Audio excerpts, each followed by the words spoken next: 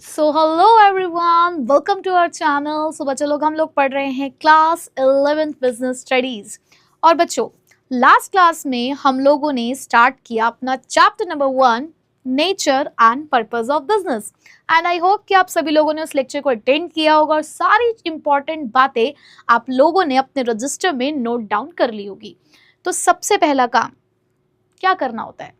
Lecture की लगानी है अटेंडेंस और मैम को ये बताना है कि लास्ट क्लास में आप लोगों ने क्या क्या समझा, क्या क्या पढ़ा। जस्ट क्रक्स पॉइंट जो भी आप लोगों ने यहाँ पे टॉपिक पढ़े थे, लाइक इकोनॉमिक एक्टिविटी क्या होती है, नॉन इकोनॉमिक एक्टिविटी क्या है, बिजनेस की डेफिनेशन क्या है, और मेमोरी ट्रिक कि बिजनेस के कैरेक्टरिस्टिक्स क्या क्या होते हैं। फटाफट से मुझे वो सारे पॉइंटर्स बताओ, फिर स्टार्ट करते हैं अपनी आज की क्लास। तो बच्चों, लास्ट क्लास में हम लोगों ने बिजनेस को तो समझ लिया कि business as an economic activity क्या है। अब आज समझते हैं कि व्हाट इज अ प्रोफेशन। अब अगर प्रोफेशन की बात करूं तो मुझे लगता है कि प्रोफेशन वो पढ़े लिखे लोग होते हैं जो हर कोई नहीं बन सकता। अब देखो, बेसिक एजुकेशन तो हम सभी लोग लेते हैं, जो कि क्लास 12 तक आप ले रहे हो। पहले क्लास 10 तक आपने कुछ जनरल सब्जेक्ट्स की पढ़ाई करी, फिर स्पेशलाइजेशन लाने के लिए अलग अलग स्ट्रीम्स में एंटर हुए क्लास 11th में। बिजनेसमैन बनना होगा, जैसे चार्टर्ड अकाउंटेंट बनना होगा, यानी कि अकाउंटिंग लाइन में अगर वो अपना करियर देख रहे हैं तो उन्होंने कॉमर्स चूज कर लिया। जिन्हें देना है यूपीएससी का एग्जाम, आईएएस, आईपीएस, लॉयर या और भी ऐसी बहुत सारे ऑप्शंस है, जो इस तरफ जाना चाहते थे उन्होंने जरूर ह्यूमैनिटीज को चूज किया होगा। और जो लोग बनना चाहते थे इंजीनियर, डॉक्टर, उन लोगों ने साइंस को एज अ स्ट्रीम चूज किया। अब क्लास 11th और 12th की पढ़ाई तो कर ली, लेकिन अगर मैं कह रही हूं कि तुम्हें डॉक्टर बनना है, इंजीनियर बनना है, चार्टर्ड अकाउंटेंट बनना है, तो इन सभी को करने के लिए कुछ स्पेशल पढ़ाई तो करनी पड़ेगी ना। ऐसे ही थोड़ी ना कोई तुम्हें कह देगा डॉक्टर, लॉयर, चार्टर्ड अकाउंटेंट या फिर एक टीचर। तो मतलब किसी भी प्रोफेशन में आने के लिए कुछ स्पेशल नॉलेज चाहिए। जैसे कि बिजनेस तो नालायको तुम भी खोल सकते हो, तुम भी चाहो तो अपना एक छोटा सा बिजनेस खोल सकते हो। कोई क्या ही कह रहा है कि तुम्हारी क्या एजुकेशन क्वालिफिकेशन है। जब तुम बिजनेस खोलकर बैठे होगे तो क्या कोई तुम्हें बोलेगा कि अरे अपनी एमबीबीएस की डिग्री दिखाओ, अरे अपने सीए की डिग्री दिखाओ? कौन पूछ रहा है उस बिजनेस को खोलते टाइम? लेकिन अगर तुम लोगों ने अपना एक क्लिनिक खोल के तुम बैठ गए तो वहां जरूर तुमसे पूछा जाएगा कि अरे भाई साहब, आप तो कॉमर्स के स्टूडेंट हो ना, आप कैसे यहाँ पर एक डॉक्टर का क्लिनिक खोल के बैठे हो? आप हो कौन? चलो अपनी डिग्री दिखाओ। और आज अगर मैं ही तुमसे यहाँ पर कह दूं कि मेरे बेटा मैं तो इंजीनियर हूँ, तो तुम कहेंगे मैम आप इंजीनियर कैसे हो सकती हैं? आप तो हमें यहाँ पर बिजनेस स्टडीज पढ़ा रही हैं, आप इंजीनियर कैसे हुई? झूठ बोल रही हो मैम, चलो दिखाओ अपनी डिग्री, दिखाओ हमें सारा प्रूफ कि आप एक इंजीनियर हो। तो बेटा ये बात तो मैं प्रूफ नहीं कर पाऊंगी ना। क्यों? क्योंकि मेरे पास उस फील्ड की कोई नॉलेज नहीं है, कोई डिग्री नहीं है। तो एक बात बिल्कुल तय है कि प्रोफेशन एक ऐसा ऑक्यूपेशन है। ऑक्यूपेशन का मतलब क्या होता है बेटा? व्यवसाय, काम है, जिसके अंदर आने के लिए एक स्पेशल नॉलेज का होना बहुत जरूरी है। अदरवाइज आप उस प्रोफेशन में एंटर नहीं कर सकते। तो मैं कहती हूँ बिजनेसमैन को राजा बाबू और प्रोफेशनल्स को मैं कहती हूँ पढ़े लिखे लोग। तो देखो जरा बेटा, प्रोफेशन क्या है? It refers to an occupation that requires some special knowledge, यानी कि जहां पर आपको चाहिए होगी एक स्पेशल नॉलेज, एक स्पेशल एजुकेशन, एक ट्रेनिंग और एक स्किल, तभी आप उस प्रोफेशन में एंटर कर पाओगे। So a person earns income by providing some expert service. और देखो ना, जितने भी ये लोग हैं जो इस प्रोफेशन में आते हैं, कहीं ना कहीं अपनी कुछ एक्सपर्ट सर्विस दे रहे होते हैं। जैसे कि ये देखिए, ये हमारे जज साहब, ये क्या दे रहे हैं? ये अपनी लीगल सर्विस दे रहे हैं। काला कोट पहनकर ये लोगों के काले धंधे को पहचानते हैं और न्याय देते हैं, अपना जजमेंट देते हैं। तो बेटा ये जो प्राणी है ना, ये प्राणी अपनी एक्सपर्ट नॉलेज आपको दे रहा है, अपनी एक्सपर्ट सर्विस दे रहा है। और ये देखिए हमारे चार्टर्ड अकाउंटेंट साहब, जिनके पास ये देखो कितने सारे डॉक्यूमेंट्स हैं, ये इनका कैलकुलेटर, ये इनका पेन, जिससे ये अपना महंगा वाला साइन करते हैं और अपनी फाइनेंशियल सर्विसेज लोगों को देते हैं। और ये देखिए, ये है हमारे डॉक्टर साहब, और जब भी तुम्हें खांसी जुकाम बुखार होता है तो तुमको ये अपनी कड़वी कड़वी दवाइयां देते हैं ताकि तुम ठीक ठीक हो सको। तो बेटा ये सभी लोग क्या कर रहे हैं, सभी लोग अपनी एक्सपर्ट सर्विस दे रहे हैं क्योंकि इन सभी लोगों ने अपने अपने फील्ड से रिलेटेड, अपने अपने एरिया से रिलेटेड पढ़ाई करी है। ठीक है, यहाँ पर इन लोगों को क्या चाहिए बेटा, प्रोफेशनल नॉलेज चाहिए, एक स्पेशलाइज्ड नॉलेज चाहिए, प्रॉपर क्वालिफिकेशन ट्रेनिंग की यहाँ पे जरूरत पड़ती है। और डेफिनेटली ये सभी लोग एक सर्विस मोटिव के लिए काम कर रहे हैं, यानी कि इन सभी का एक ही मोटिव है, सर्विस देना। क्या ये हमारे जज साहब कुछ सामान बेच रहे हैं क्या ये हमारे सीए साहब कोई सामान बेच रहे हैं, क्या ये डॉक्टर साहब कोई सामान बेच रहे हैं? नहीं, ये अपनी लीगल सर्विस देते हैं, तो ये अपनी फाइनेंशियल सर्विस, तो वो अपनी मेडिकल सर्विस, तो ये सभी लोग आपको सर्विस दे रहे हैं, सर्विस मोटिव है इनका।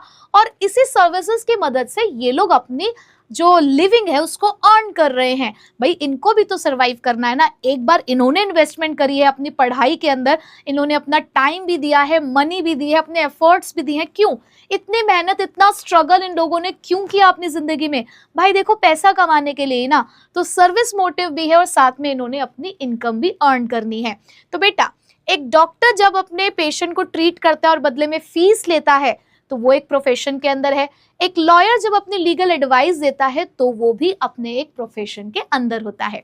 ठीक है, तो प्रोफेशन समझ में आ गया ना। कुछ पढ़े लिखे लोग जिनको मिलती है अपनी अलग अलग सुंदर सुंदर सी एक यूनिफॉर्म, है ना, बड़े सुंदर सुंदर से तैयार होकर घूमते हैं फिर ये। चलो जी, अब बारी आती है हम जैसे मजदूरों की। अब बारी आती है बेटा एम्प्लॉयमेंट की। और ये देखो जब हम एम्प्लॉयमेंट में आते हैं ना, तो ये हमारे गले में ये पहना दिया जाता है कि अरे तुम हमारे ही बंधुआ मजदूर हो तुम, है ना। यानी कि जहाँ पर ना तो मैंने अपना कोई पैसा लगाया कहीं पे, ना कोई अपना सेटअप वेटअप किया, ना ही फिलहाल मुझे एक स्पेशल डिग्री की जरूरत है। ये तो डिपेंड करता है ना कि मैं किस चीज़ का काम करती हूँ। अब मान लो कि मुझे एक सिक्योरिटी गार्ड की जॉब करनी है, ठीक है, तो उसमें क्या मुझे चार्टर्ड अकाउंटेंट की डिग्री लेकर पहुंचना पड़ेगा? क्या मुझे एमबीबीएस की डिग्री लेकर जाना पड़ेगा? नहीं ना। अब जो वहां पर रिक्वायरमेंट होगी कि उन्होंने कहा जी हमारे यहाँ पर सिक्योरिटी गार्ड 12th पास होने चाहिए, तो ठीक है भाई मैं 12th पास हूँ तो मैं एलिजिबल हो गई, मैंने ज्वाइन कर लिया। और देखो एक मजे की बात, तुम नहीं बन सकते अभी, तुम तो अभी सिक्योरिटी गार्ड भी नहीं बन सकते। ना ना ना ना ना, क्यों? तुमने कर ली क्या 12th पास? तुमने तो भी नहीं करी, तो बेटा तुम तो अभी उस चीज के लिए भी एलिजिबल नहीं हो। क्यों? क्योंकि वहां पर उन्होंने ये बोला है कि 12th पास, हाँ अगर वो बोल दे 10th पास वालों को भी मिल जाएगी तो तुम्हारी नौकरी पक्की है। ठीक है, तो बेटा एम्प्लॉयमेंट क्या होता है? एम्प्लॉयमेंट का मतलब होता है कि जहां आप किसी एक कॉन्ट्रैक्ट में बनते हो, ठीक है, एक आपको रखने वाला पर्सन है, मतलब जिसने आपको काम पे रखा हुआ है, और एक आप हो गए मजदूर। तो जो आपको काम पर रख रहा है, जो पर्सन आपको काम पर रखता है, ये वो पर्सन है, ये लाला आदमी जिसने आपको काम पर रखा है, तो ये है बेटा एम्प्लॉयर। ठीक है, और एक वो पर्सन जो यहाँ पर इसकी मजदूरी करेगा, इसकी सारी बात सुनेगा, वो होता है बेटा एम्प्लॉय। ठीक है, जैसे कि आप तो हमारे राजू को तो जान ही चुके होंगे, है ना, राजू। तो ये राजू अपना चला रहा था ना टी स्टॉल, तो ये राजू टी स्टॉल चला रहा है और यहाँ इसने काम करने के लिए अपना एक छोटू रखा है, छोटू। ठीक है, तो बेटा ये जो राजू है ये कौन है यहाँ पर? इसे हम बोलेंगे बॉस है भाई, बॉस, ये एम्प्लॉयर है। और ये जो छोटू जिसको पगार हमारा राजू देता है, ये हो गया एम्प्लॉय। ठीक है, तो एम्प्लॉयर कौन है? जो आपको काम पर रखता है, और एम्प्लॉय कौन है? जो काम कर रहा है, ठीक है, जिसने उस ऑर्गेनाइजेशन को ज्वाइन किया है। तो बेटा एम्प्लॉयमेंट क्या है? एम्प्लॉयमेंट में भी आप काम करते हो, क्योंकि देखो हम सभी लोग सर्वाइवल के लिए काम कर रहे हैं। या तो हमने अपनी दुकान खोल ली, वहां से सर्वाइवल हो रहा है, या हमने अच्छे से पढ़ाई लिखाई कर ली, हम एक प्रोफेशन में आ गए तो हम सर्वाइव कर पा रहे हैं, पैसा कमा रहे हैं, या हमने चलो ठीक ठाक से पढ़ाई भी कर ली है और लेकिन हम लोग अपनी कोई इन्वेस्टमेंट नहीं करना चाहते कहीं पर, हम एक फिक्स्ड सैलरी, फिक्स्ड वेजेस लेना चाहते हैं, क्योंकि देखो बिजनेस में भी अनसर्टेनिटी है, पता नहीं कितना प्रॉफिट होगा कितना नहीं होगा। प्रोफेशन के अंदर भी डिपेंड करता है कितने आपके कस्टमर क्लाइंट्स आएंगे, उसके हिसाब से ही आप पैसा कमा पाओगे, क्योंकि वहां आप फीस चार्ज करते हो। बट आपको जानना है कि यार मुझे मेरी मंथली इनकम कितनी होगी, मुझे तो फिक्स चाहिए, और मुझे बिना मतलब का ये नहीं चाहिए कि यार मैं रोज देखूं कि मेरा बिजनेस चल रहा है नहीं चल रहा है, या मेरे पास नहीं है इतना पैसा कि मैं वो स्पेशल नॉलेज ले सकूं। ठीक है यार, मैंने एक नॉर्मल सी पढ़ाई कर ली है, मैंने ग्रेजुएशन कर ली है, अब मुझे मिल जाएगी कोई 40-50 हज़ार की नौकरी, मैं तो उसी में ही खुश हूँ। तो वहां पर आप क्या करो, किसी के अंडर काम कर रहे हो। ठीक है, so employment means working for the another person और organisation in return for salary और वेजेस, क्योंकि बदले में आपको यहाँ पे क्या मिलती है? सैलरी या wages. The employee works according to the rules and instructions of the employer. और यहाँ लेकिन आपको देखो भाई, आप खुद के मालिक नहीं हो, फिर यहाँ पर आपका मालिक कोई और है, आपको उसी के इंस्ट्रक्शन, उसी के सारे जो ऑर्डर्स हैं, जो रूल्स हैं, उसको आपको फॉलो करना पड़ेगा। फिर आप यहाँ पर राजा बाबू की तरह काम नहीं कर पाओगे। और यहाँ आपको उस काम को करने की मिलेगी फिक्स सैलरी और वेजेस, और एक एम्प्लॉयर और एम्प्लॉय रिलेशनशिप होगा। ठीक है भाई, बॉस और बॉस का जो एक भाई एम्प्लॉय होगा, उसके बीच में आपको एक रिलेशनशिप यहाँ पर मेंटेन करना पड़ेगा। बट हाँ, थोड़ा यहाँ पे रिस्क कम है, जितना रिस्क बिजनेस में होता है कि चलेगा नहीं चलेगा। या तो आपने काम किया, अपना 9 to 6 वर्क किया, और आपके पास 1 से 10 तारीख के बीच में सैलरी आ जाएगी। ठीक है, एग्जाम्पल जैसे कि हम टीचर अगर स्कूल में काम करते हैं तो हमें सैलरी मिलती है, एक बैंक एम्प्लॉय बैंक में काम करता है, उसको भी मंथली सैलरी मिलती है। तो हम सभी लोग किस में है भाई, हम सभी लोग हैं एम्प्लॉयमेंट में। तो यहाँ मैं यहाँ पर आरकेजी इंस्टीट्यूट में एक एम्प्लॉय की तरह काम कर रही हूँ, तो भाई हम भी हैं एक मजदूर, और हमें भी साहब जी की बात माननी पड़ती है। जो साहब जी कहते हैं वो हम सब मानते हैं, जैसे वो ऑर्डर देते हैं, इंस्ट्रक्शन देते हैं, वो सब हमको भी फॉलो करना पड़ता है। ठीक है, तो बताओ जी, ये वाला एम्प्लॉय आपको कैसा लग रहा है? हैं, एम्प्लॉयर के तो तुम बहुत बड़े फैन हो, एम्प्लॉय के हो या नहीं? चलो जी, अब देखो भाई, डिफरेंस देख लो एक बढ़िया वाला between business, profession and employment, and it is very important. ठीक है, अब देखो क्या है इसमें। सबसे पहले मोड ऑफ एस्टैब्लिशमेंट, कैसे सेटअप करते हैं एक बिजनेस को। बेटा कैसे सेटअप किया जाता है? एक बिजनेस को सेटअप किया जाता है आपके खुद के डिसीजन से। आप सोच रहे हैं कि आपको एक बिजनेस खोलना है, सबसे पहले ये आपका डिसीजन है कि आप एक बिजनेस खोलना चाहते हो। अगर तुम चाहते ही नहीं राजा बाबू बनना, तो बिजनेस कैसे खुलेगा बताओ? नहीं खुल पाएगा ना। तो सबसे पहले ये आपका डिसीजन है कि आपको बिजनेस खोलना है। फिर हो सकता है उस बिजनेस से रिलेटेड कुछ लीगल फॉर्मेलिटीज हो, जैसे कि आजकल बिजनेस में जीएसटी नंबर वगैरह आपको लेना पड़ता है। तो डिपेंड करता है कि अगर कुछ ऐसी लीगल फॉर्मेलिटी है तो वो आपको पूरी करनी पड़ेगी, और आपका बिजनेस शुरू। अब प्रोफेशन में क्या बेटा, अब भाई तुमको यहाँ पर अगर अपने डॉक्टर की दुकान खोल के बैठनी है, भाई तुम्हें लॉयर बन के बैठना है, भाई तुम्हें चार्टेड अकाउंटेंट बन के बैठना है, तो तुम्हारे पास एक सर्टिफिकेट होना चाहिए प्रैक्टिस करने का। तुम मेंबर हो किसी प्रोफेशनल एसोसिएशन के, जैसे कि चार्टेड अकाउंटेंट जब बनते हैं, ICAI आपको एक मेंबरशिप सर्टिफिकेट देता है, जो इस बात का प्रूफ होता है कि आप एक एलिजिबल चार्टेड अकाउंटेंट हैं, जो एज अ चार्टेड अकाउंटेंट अपनी फाइनेंशियल सर्विस दे सकता है। अगर आप लॉयर बनते हैं तो बार काउंसिल ऑफ इंडिया आपको अलाउड करता है, आपको एक मेंबरशिप देता है कि अब से आप भी प्रैक्टिस कर सकते हैं। ऐसी थोड़ी भाई कोई भी कोर्ट पे जाके खड़ा हो जाएगा और लड़ने लग जाएगा, ऐसी थोड़ी कोई भी डॉक्टर बन के बैठ जाएगा, ऐसा नहीं होता भाई। आपको कहीं ना कहीं एक डिग्री लेनी पड़ेगी, आपके पास एक सर्टिफिकेट, एक लाइसेंस होना चाहिए प्रैक्टिस करने का। बट एम्प्लॉयमेंट में क्या हुआ, एक बार क्या हुआ कि मैं एक स्कूल के आगे से गुजर रही थी। ठीक है, अब मैं एक स्कूल के आगे से गुजर रही थी, मैंने देखा यार स्कूल की बिल्डिंग तो बहुत बढ़िया लग रही है यार, मस्त लग रही है, मैं तो इसी स्कूल में पढ़ाऊंगी। तो मैं फटाक से भाग भाग के डम डम डम डम डम डम डम डम भाग भाग के घुस गई उस स्कूल में, और फटाफट से तुरंत जाके क्लास 11th कॉमर्स के क्लासरूम में खड़ी हो गई। और वहाँ जो मैडम खड़ी थी ना, मैंने मैडम को कहा, मैडम आप बाहर निकलो, मैडम आप बाहर निकलो, आज से मैं पढ़ाऊंगी यहाँ बिजनेस स्टडीज और अकाउंटेंसी और इकोनॉमिक्स सब मैं ही पढ़ाऊंगी। अब मुझे वहाँ पे कैसा ट्रीटमेंट मिलेगा? वो कहेंगे मैम आपको किसने कहा कि आप पढ़ाएंगी, और आप ऐसे कैसे पढ़ा सकती हैं, आप कैसे पढ़ा सकती हैं, क्या आप अपॉइंट हुई हैं यहाँ पे? मैंने क्या अपॉइंट, मेरा मन कर रहा था, मुझे स्कूल बाहर से अच्छा लग रहा था देखने में, मैं तो घुस गई, अब तो मैं ही पढ़ाऊंगी, अब तो मैं ही पढ़ाऊंगी। ऐसे पढ़ा सकते हैं क्या? बोलो, ऐसे कहीं पे भी घुस के पढ़ा लोगे? नहीं भाई, आपको क्या चाहिए? आपको चाहिए एक अपॉइंटमेंट लेटर। ठीक है, आपका अपॉइंटमेंट हुआ हो वहाँ पे, उसके बाद एक सर्विस एग्रीमेंट में आप एंटर करोगे, तभी वहाँ के मजदूर बनोगे, ऐसे भी नहीं कि मजदूर भी ऐसे बन जाओगे। ठीक है, तो ये तो हो गया mode of establishment. Nature of work क्या करोगे भाई? भाई जब तुम राजा बाबू बनोगे तो तुम या तो गुड्स या सर्विसेज को बेचोगे और बदले में पैसा कमाओगे।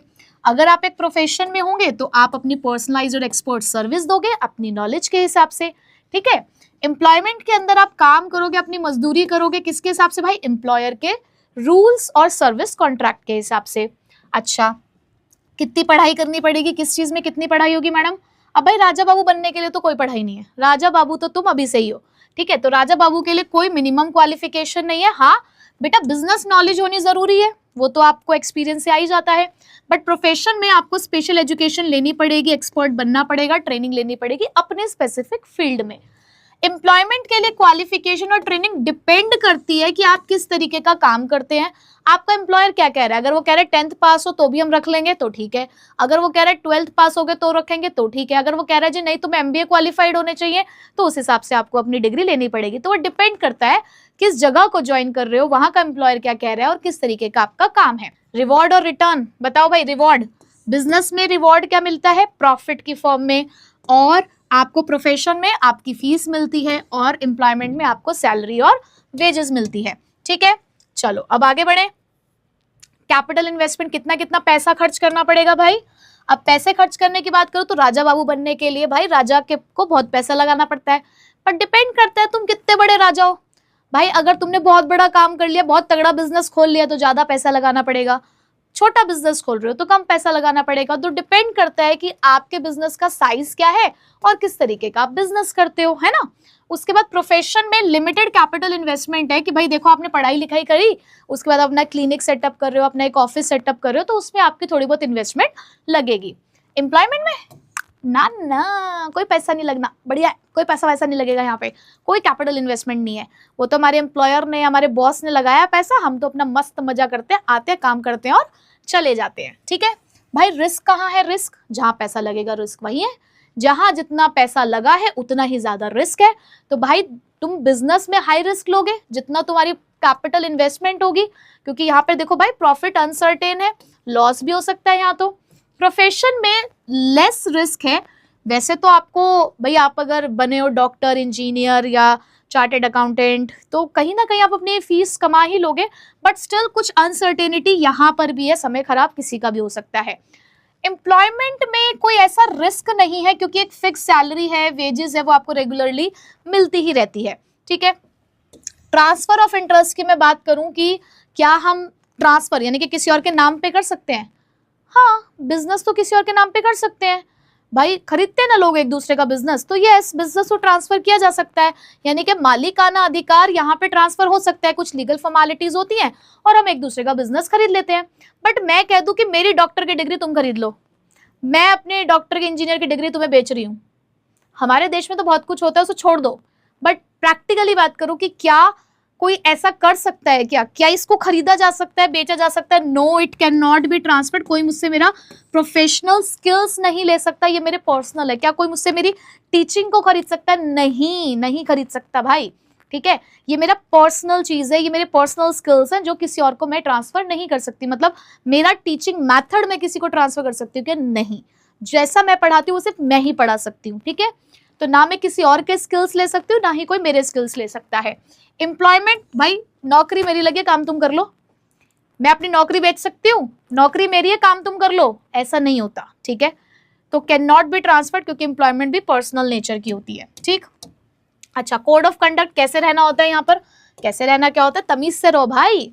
बिजनेस में तुम राजा बाबू हो, कोई प्रोफेशनल कोड ऑफ कंडक्ट नहीं है। तुम उठो बैठो, नाचो कूदो, जो मर्जी करो, वहां पे कैसे भी रहो, वो तुम्हारी इच्छा है, क्योंकि तुम्हारा एरिया है भाई, वो तुम राजा हो वहां के। तो राजा आदमी जैसे मर्जी रह सकता है, उसको कोई नहीं समझाता। प्रोफेशन में थोड़े से भाई तुम पढ़े लिखे लोग हो, तो पढ़े लिखे लोगों जैसे ही रहना है ना। एक डॉक्टर हो तो डॉक्टर का क्या है भाई कोड ऑफ कंडक्ट, किस तरीके से बिहेव करना है उसे, अपने सारे जो भी मरीज है उनकी मदद करनी है, उनसे पोलाइटली बात करनी है, अच्छे से उनकी सारी समस्याओं को सुनना है। अगर तुम एक लॉयर हो तो भाई तुम्हें न्याय दिलवाना है अपने क्लाइंट को, तुम्हें सच्चाई का पता लगाना है, सही का साथ देना है। ठीक है, अगर तुम एक इंजीनियर हो तो भाई जो भी तुम्हारे फील्ड का वर्क है वो तुम्हें पूरी ईमानदारी से करना है। ठीक है, तो हर एक प्रोफेशन का अपने कोड ऑफ कंडक्ट होता है जो हर एक फील्ड का डिजाइन किया जाता है ताकि सभी लोग उसको यूनिफॉर्मली फॉलो करें। ठीक है, अब वहां कैसे रहना है तुम्हें? बदतमीजी करनी है किसी के ऑर्गेनाइजेशन में जाके? नहीं, वहां पे तुम्हें रूल्स और नॉर्म्स फॉलो करने हैं बिहेवियर के, जैसे एम्प्लॉयर कहेगा। एक दिन एम्प्लॉयर को बहुत गुस्सा आया तुम्हारे ऊपर, बहुत ही गुस्सा आया भाई, डांट दिया उसने, और तुम क्या करोगे? पलट के जवाब दोगे? है, मान लो तुम्हारा दोस्त ही था, तुम्हारा दोस्त ही बॉस है तुम्हारा, अब क्या कहोगे? उससे तुम्हें डांट दिया सबके सामने, क्या कहेगा? अबे ओए तू कैसे डांट रहा है मुझे, ऐसे बोल दोगे क्या? बाहर निकल के चाहे तुम उस दोस्त के साथ जो मर्जी करो, जो मर्जी उसको शब्द सुनाओ, जो मर्जी उसके साथ करो, लेकिन भाई जब तुम उस ऑर्गेनाइजेशन के अंदर हो, वो तुम्हारा बॉस है, तुम्हारा बिहेवियर प्रेडिक्टेड है, उसे पता है यहाँ तो कुछ नहीं बोलेगा, बाहर जाके चाहे जो मर्जी करे, लेकिन यहाँ नहीं बोल सकता। तो एक रूल्स है, एक नॉर्म्स है बिहेवियर के जो आपको यहाँ पे फॉलो करने पड़ेंगे। ठीक है भाई, समझ आ गया? क्या क्या समझ में आया बिजनेस, प्रोफेशन एंड एम्प्लॉयमेंट का डिफरेंस? ठीक है, चलो भाई थम्स अप कर देना मैम को टाइम स्टैम्प के साथ कि मैम ये वाला कॉन्सेप्ट हमें क्लियर है। ठीक, चलो चलो बच्चा पार्टी, नेक्स्ट टॉपिक की तरफ चलते हैं which is objectives of business. ठीक है, तो चलो बच्चा पार्टी अब नेक्स्ट टॉपिक की तरफ चलते हैं which is objective of business, यानी कि अब बिजनेस करते टाइम हमारा उद्देश्य क्या है, हम किन उद्देश्यों के साथ अपने बिजनेस को चलाएंगे। तो ये 3 उद्देश्य हमें यहाँ पर पढ़ने हैं कि वो क्या होते हैं किसी भी बिजनेस के।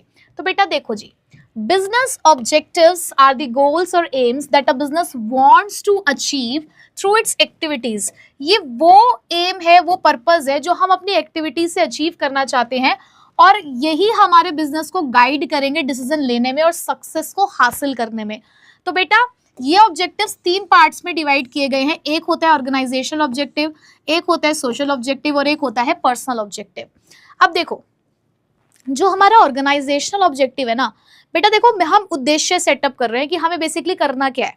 अब क्या करना है ये चीज सोचने के लिए मुझे ये ध्यान रखना है कि मुझे मेरे ऑर्गेनाइजेशन के लिए क्या करना है। मैं एक बिजनेस सेटअप कर रही हूँ तो मुझे सबसे पहले क्या सोचना है कि मुझे मेरे ऑर्गेनाइजेशन के लिए क्या करना है। सबसे पहले तो मुझे इसे मजबूत करना है ना, तो अपने ऑर्गेनाइजेशन को मजबूत करने के लिए मैंने पहला उद्देश्य रखा। फिर दूसरे मेरे माइंड में थॉट आया कि बिजनेस काम कहाँ करेगा, कहाँ काम करेगा, सोसाइटी के अंदर ना। भाई अगर मैं सोसाइटी से बैर कर लूं, बैर मतलब समझते हो ना कि मतलब मैं सोसाइटी के बारे में सोच नहीं रही, मैं तो सिर्फ अपने अपने बारे में सोच रही हूँ। भाई वो कस्टमर जो मेरी दुकान पे आ रहे हैं ना सामान लेने के लिए, अगर मैं उनसे लड़ाई झगड़ा करूंगी तो वो आएंगे नहीं मेरी दुकान पे, 10 लोगों को और मेरी बुराई करेंगे, मेरा बिजनेस नहीं चलेगा। मैं अगर उन्हें खराब सामान बेचूंगी तो कोई नहीं आएगा मेरी दुकान पे सामान खरीदने के लिए। तो भाई मुझे उस सोसाइटी का ध्यान रखना है, तो दूसरा ऑब्जेक्टिव मैंने अपनी सोसाइटी के लिए रखा। तीसरी बात मैंने क्या सोची कि मेरे इस बिजनेस को चलाएगा कौन, कौन है जो उसको चलाएगा। मैं अकेले तो नहीं चला पाऊंगी, भाई ये बिजनेस है, मैं इसको अकेले नहीं चला पाऊंगी, मुझे इसके लिए पूरी एक अपनी टीम चाहिए, लोग चाहिए जो मेरे साथ मिलकर ये काम करने वाले हैं। अब जैसे कि मैं सोचूं कि मैं अकेले ये सब काम करूं, नहीं भाई मुझे आप चाहिए ना, मुझे आप भी चाहिए, और पर्दे के पीछे बैकएंड में और भी बहुत सारे मुझे लोग चाहिए जो मुझे आप तक पहुंचाने का काम कर रहे हैं। आपको मुझसे और मुझको आपसे जोड़ रहे हैं, उसके लिए और भी लोग हैं जो काम करते हैं यहाँ पर। तो मुझे इन सभी के बारे में भी सोचना है ना, क्योंकि अगर मैं उनको खुश नहीं रखूंगी तो वो मुझसे क्यों जुड़ेंगे, क्यों मेरे लिए काम करेंगे। मैं कह दूं कि आ जाओ, तुम आ जाओ मेरे यहाँ पर फ्री में काम कर लो, तुमसे खूब मेहनत कर रहे हो, तुम्हें पैसे नहीं दे रही हूँ या अच्छे पैसे नहीं दे रही हूँ, तो कौन काम करेगा, कोई नहीं करेगा ना।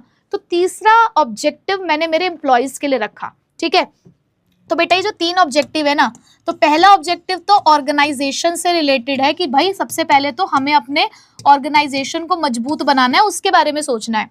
दूसरा ऑब्जेक्टिव हमें हमारी सोसाइटी का ख्याल रखना है, और तीसरे ऑब्जेक्टिव में मुझे मेरे एम्प्लॉयज का ध्यान रखना है, क्योंकि भाई वही हैं जो अल्टीमेटली मेरे बिजनेस को चलाने का काम करेंगे, वरना मैं कुछ नहीं कर पाऊंगी। ठीक है, तो बेटा पर्सनल, ये पर्सनल नहीं है, मैंने स्पेलिंग गलत नहीं लिखी है, इट इज पर्सनल, जिसका मतलब क्या होता है एम्प्लॉयज।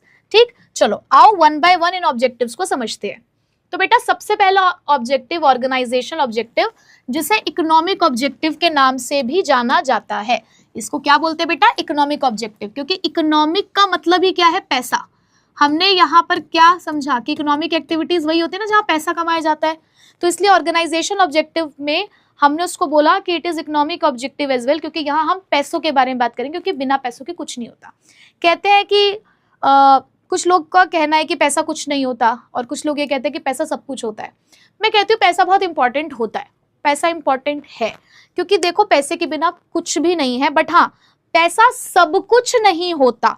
मतलब अगर आप ये सोचो कि सिर्फ मैं पैसा ही कमा लूँ जिंदगी में, रिश्ते ना कमाऊं, लोगों को अपना ना बनाऊं, तो भी जिंदगी नहीं चल पाती है ना। मैं ऐसे पैसे का क्या करूंगी जब मेरे साथ मेरे अपने नहीं होंगे। मुझे पैसा चाहिए अपनी ज़रूरतों को पूरा करने के लिए, अपनी फैमिली को एक अच्छी लाइफ देने के लिए, मुझसे जुड़े हुए लोगों के लिए एक अच्छी ज़िंदगी बनाने के लिए मुझे पैसा चाहिए, लेकिन उस पैसे के साथ साथ मुझे मेरे अपने भी चाहिए, और इसी मोटिव के साथ हमारा बिजनेस भी काम करता है।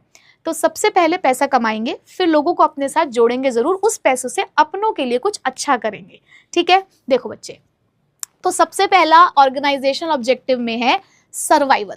अब सर्वाइवल का मतलब क्या होता है, देखो भाई पैसा आप एक ही दिन में देखो, अंबानी भी अंबानी नहीं बना, है ना। आज जो नाम है, जब भी हम रिच लोगों की बात करते हैं तो डेफिनेटली हमारे मन में आता है ना अंबानी। तो अंबानी रातों रात नहीं बना है, उसके पीछे उनका बहुत बड़ा स्ट्रगल रहा है, उनके पिताजी का बहुत बड़ा स्ट्रगल रहा है, उन्होंने कितनी मेहनत करी है, और एक टाइम पे उन्हें भी सरवाइव करने में प्रॉब्लम आई। जिस दिन उन्होंने भी अपनी कंपनी की नींव रखी थी ना बेटा, उस दिन उन लोगों के सामने भी एक प्रॉब्लम थी कि वो जितना पैसा खर्च कर रहे थे, क्या उतना पैसा उनको उससे ज्यादा रिटर्न दे रहा था?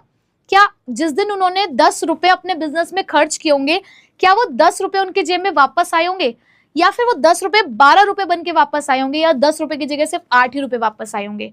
तो ये सबसे बड़ा चैलेंज है कि आपको अपने बिजनेस को एक सर्वाइवल मोड में पहले लेकर आना है। एक होता है लॉसेस वाला फेज और एक होता है सर्वाइवल वाला फेज। लॉसेस वाला फेज तो ये है कि यार आपने 10 रुपए खर्च किए, आपकी जेब में पूरे 10 रुपए नहीं आ पा रहे हैं, आप 10 के बदले में सिर्फ 7 रुपए, 8 रुपए, 9 रुपए कमा पा रहे हो। लेकिन जिस दिन वो 10 रुपए आपको 10 रुपए ही कमा के दे दे, तो दैट मीन्स आप सर्वाइवल बोर्ड पे आ गए। अब आगे आप सोच सकते हो, आप ये एक्सपेक्ट कर सकते हो कि आप प्रॉफिट की सिचुएशन में आओगे। तो बेटा सबसे पहला ऑब्जेक्टिव यही है कि हमें सर्वाइव करना है, और सर्वाइवल का मतलब है कि कम से कम इतना प्रॉफिट मैं कमा लूं कि मेरी कॉस्ट, यानी कि जितना पैसा मैंने खर्च किया है वो मेरे पास वापस आ जाए। ठीक है, देखो, it means continuing the business operation and staying in the market for the long period. लगातार अपने बिजनेस को चलाना और लंबे समय तक अपनी प्रेजेंस मार्केट में बनाए रखना। भले ही बहुत ज्यादा पैसा नहीं कमा पा रहे हैं, कोई बात नहीं, लेकिन लोगों के दिल और दिमाग में तो तुम हो ना, लोगों की जिंदगी में तुम्हारी प्रेजेंस तो है ना। तुम बहुत कुछ नहीं कर पाए, कोई बात नहीं, लेकिन आज भी अगर लोग तुमसे डर रहे हैं तुम्हारी प्रेजेंस से, तो दैट मीन्स तुम कुछ तो कर रहे हो। ठीक है, तो यही क्या होता है बेटा, survival. And it is the most basic objective of business, because no business can grow और earn profit if it can not survive. अगर तुम सर्वाइव नहीं कर पा रहे हो तो इसका मतलब तुम अपने बिजनेस के प्रॉफिट और ग्रोथ के बारे में नहीं सोच सकते। अब बिजनेस, ये है देखो कीवर्ड इसमें, a business must earn enough income to cover it cost and expense, क्योंकि आपको एटलीस्ट इतना पैसा तो कमाना है कि आप अपनी कॉस्ट और अपने एक्सपेंस को कवर कर लो। और यही चीज आपको मार्केट में कंपटीशन फेस करने में मदद करेगी। जो मार्केट में चेंजेस आ रहे हैं आप उनसे लड़ पाएंगे।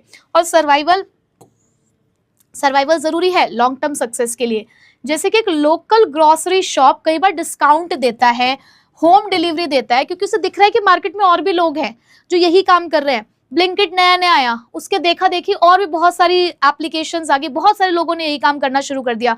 जोमैटो ने शुरू किया, फ्लिपकार्ट ने शुरू कर दिया है, अमेजोन ने शुरू कर दिया, बहुत सारे लोगों ने देखा देखी शुरू कर दिया है। तो सब लोगों को अब सर्वाइव करना पड़ेगा ना, उसके लिए सब अलग अलग स्कीम चलाते हैं। आपने देखा होगा एक ऐप के ऊपर आपको डिस्काउंट मिल रहा है, सब लोग डिस्काउंट लगा देते हैं, सब लोग सेल स्टार्ट कर देते हैं, अलग अलग स्कीमें चलाते हैं। क्यों? क्योंकि भाई उनको भी मार्केट में क्या करना है, सर्वाइव करना है। ठीक है, ओके, तो सर्वाइवल समझ में आ गया। अब बेटा जब आप सर्वाइव करते हो तो देखो, सर्वाइव कब तक करोगे, आपको प्रॉफिट भी तो चाहिए ना। अपने बिजनेस में आपको प्रॉफिट के सिचुएशन में आना है कि मैंने अगर 10 रुपए खर्च किए तो मुझे 12 रुपए चाहिए। ठीक है, तो this is known as profit, जहां पर आपके रेवेन्यूज आपके कॉस्ट से ज्यादा बढ़ जाए। ठीक है, so profit means financial gain earned by a business after covering the expenses, यानी कि जब आपने एक्सपेंस को कवर करके आप अच्छा खासा पैसा कमाना शुरू करो, तो दैट मीन्स कि आप कौन सी सिचुएशन में हो, आप प्रॉफिट की सिचुएशन में हो। Profit is necessary for the growth and expansion of business, क्योंकि ये जरूरी है। अगर आपको एक्सपेंड करना है तो आपको प्रॉफिट कमाना पड़ेगा, और ये आपकी मदद करता है कि आप अनएक्सपेक्टेड लॉसेस और फ्यूचर रिस्क को यहाँ पर कवर कर सकते हो। अब business need profit to attract the investors and survive in the long run, क्योंकि एक बिजनेस को चाहिए भाई कि मुझे प्रॉफिट कमाना है, क्योंकि मुझे इन्वेस्टर्स चाहिए। कोई लॉसेस वाले बिजनेस में तो पैसा नहीं लगाएगा ना। मैं कहूँ कि मेरा बिजनेस बहुत लॉस में जा रहा है, आज वो पैसे दे दो मुझे, तो तुम नहीं दोगे। बट वहीं पे तुम्हें दिख रहा होगा कि मेरा बिजनेस बहुत प्रॉफिट कमा रहा है, तो तुम कहोगे कि अच्छा ठीक है, हमारा पैसा भी लगा दो यहाँ पर, हम भी थोड़ा और प्रॉफिट कमा लें, हम भी इसको एंजॉय कर लें। तो मुझे इन्वेस्टर्स को अट्रैक्ट करना है ना, तो उसके लिए प्रॉफिट चाहिए। जैसे कि एक बेकरी जो है वो केक बेचती है, स्नैक्स बेचती है, प्रॉफिट कमाती है, और उसके बाद अपने बिजनेस को और ग्रो करती है। अब बेटा प्रॉफिट कमा लिया, अब प्रॉफिट के बाद क्या करना है, ग्रो करना है, ग्रोथ चाहिए आपको। ठीक है, अब ग्रोथ का मतलब क्या है, ग्रो का मतलब होता है बेटा अपने बिजनेस को एक्सपेंड करना। आज आप एक एम्प्लॉय के साथ काम कर रहे हो, कल को आपके साथ 10 एम्प्लॉय जुड़ गए। आज आप एक प्रोडक्ट में थे, अब आपने 2 प्रोडक्ट और ऐड ऑन कर लिए। पहले आपके 10 कस्टमर थे, आज आपके 1000 कस्टमर है। इसका मतलब क्या है, आप ग्रो कर रहे हो, आपका बिजनेस ग्रो कर रहा है, आप ग्रो कर रहे हो। आज आपकी दोस्ती, आपका जो नेटवर्क है वो एक के साथ है, अब आपके साथ 10 लोग और जुड़ गए हैं। आज मैं आपके साथ एक, मान लो मेरी वीडियो सिर्फ आज एक ही बच्चा देख रहा है, तो दैट मीन्स चलो ठीक है कोई बात नहीं, एक बच्चा देख रहा है, आज उसी वीडियो को 1000 बच्चे देख रहे हैं, तो मैं कहूंगी कि यस मैं भी ग्रो कर रही हूँ अपने बच्चों के साथ, ठीक है। So growth means expanding the business activities and improving the performance over the time. So growth increases the size and reputation of the business. इससे आपके बिजनेस का साइज और रेपुटेशन बढ़ती है, आप अच्छा खासा प्रॉफिट और ज्यादा कमा पाएंगे, ज्यादा कस्टमर को अट्रैक्ट कर पाएंगे, और ग्रोथ से आपके नंबर ऑफ प्रोडक्ट्स बढ़ रहे हैं, आपने बड़ी बड़ी ब्रांचेस खोल ली, अलग अलग मार्केट्स में आप एंटर हो गए हो। जैसे कि एक छोटे कपड़ों की दुकान ने अब अपनी नई ब्रांच खोल ली है अलग अलग एरियाज के अंदर, तो ये क्या शो करता है, ये शो करता है उसकी ग्रोथ, ठीक है। तो ये थे हमारे organisational objective, survival, profit and growth, ठीक है बेटा।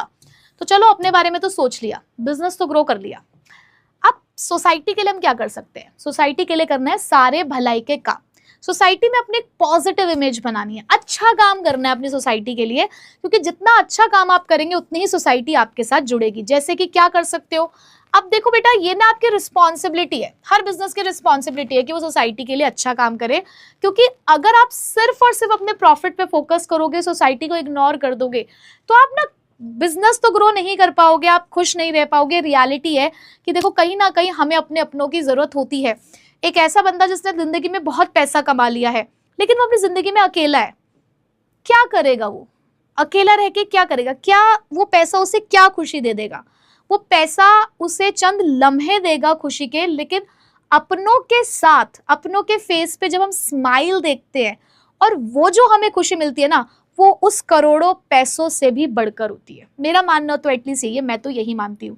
तो यहाँ पर हम सोसाइटी के लिए अच्छा करके भी तो प्रॉफिट कमा सकते हैं ना, तो क्यों ना हम अपने सोशल ऑब्जेक्टिव को पूरा करें, और उसके लिए हम अच्छी क्वालिटी का सामान बेचें फेयर प्राइस पर, हम पॉल्यूशन को अवॉइड करें, हम अपने इन्वायरमेंट को प्रोटेक्ट करें, हम लोगों के लिए एम्प्लॉयमेंट अपॉर्चुनिटीज जनरेट कर लें ताकि हम सोशल वेलफेयर कर पाएं, लोगों को रोजगार मिलेगा।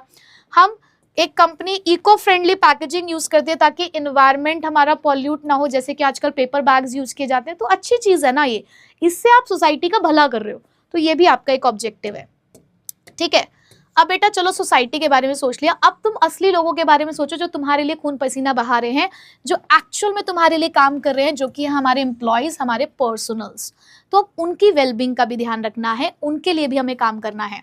सो personal objectives refers to the wellbeing and the satisfaction of employees. हमारे एम्प्लॉय खुश होना चाहिए। देखो एक व्यक्ति जो सुबह अपनी फैमिली को छोड़कर आपके ऑर्गेनाइजेशन में काम करने के लिए आ रहा है, तो वो जब उस गेट से बाहर निकले ना बेटा, तो वो खुशी खुशी निकले।